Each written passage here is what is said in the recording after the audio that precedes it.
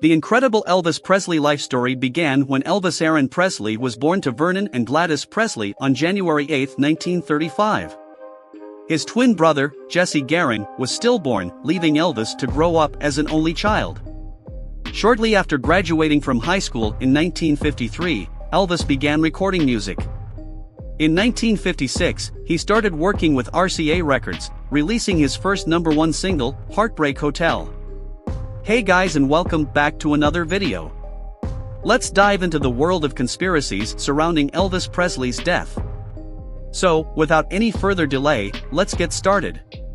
Since 1977, conspiracy theories about his life and death have gained prominence, fueled by reports of a secret autopsy and the release of FBI records. The singer's cause of death has been a subject of speculation for many years, and for good reason. One theory suggests that Elvis's autopsy report was altered or falsified. This theory claims that the official cause of death, a heart attack, was a fabrication.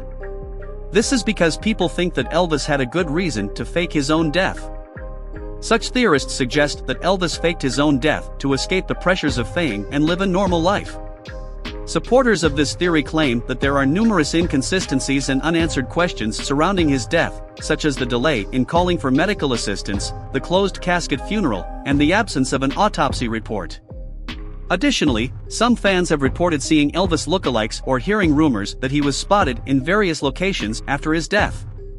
Sightings of the American singer Elvis Presley have been reported following his death in 1977. The conspiracy theory that Elvis did not die and instead went into hiding was popularized by Gail Brewer Giorgio and other authors. Gail Brewer Giorgio is a conspiracy theorist and author who was known for her book Is Elvis Alive?, which explores the possibility that Elvis Presley faked his own death and is still alive. In her book, Brewer Giorgio argues that Presley faked his death to escape the pressures of his fame and to avoid being targeted by the mafia. She claims that Presley had planned his disappearance for years and that he used a double to attend public events and to stage his death. Brewer Giorgio also points to various alleged sightings of Elvis after his death as evidence that he is still alive. One of the most famous reported sightings of Elvis Presley occurred at Memphis International Airport in 1981, 4 years after his death. A woman named Louise Welling claimed that she had seen Presley waiting in line at the airport, wearing a white jumpsuit and carrying a guitar case. According to Welling, she struck up a conversation with Presley and asked him why he had faked his own death. Presley allegedly responded by saying that he had to get away from the pressures of his fame and that he had staged his death to do so.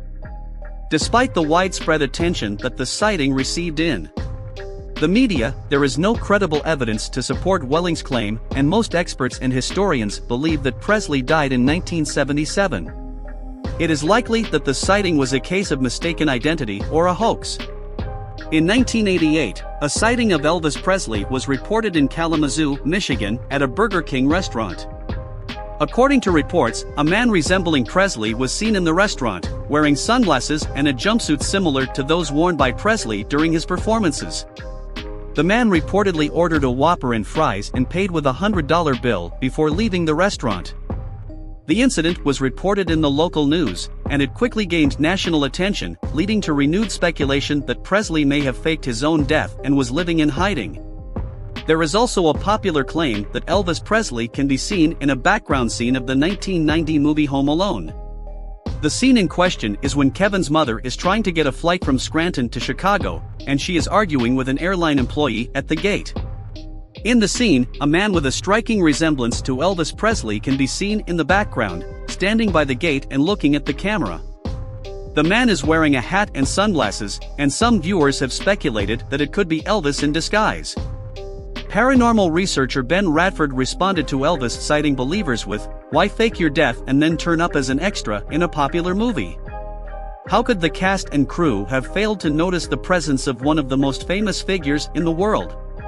Even if he looked very different, could he have disguised his voice and mannerisms?"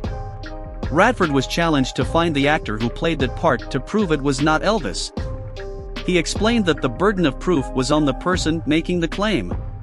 In an interview with USA Today, director Chris Columbus responded, "If Elvis was on the set, I would have known." In 2017, a sighting of Elvis Presley was reported at Legoland, California, a popular amusement park located in Carlsbad, California. According to reports, a man resembling Presley was seen in the park, wearing a white jumpsuit and a wig. The man reportedly interacted with several visitors, taking photos and signing autographs before leaving the park. The incident was reported in the local news and on social media. Some believe that Elvis attended his own 82nd birthday.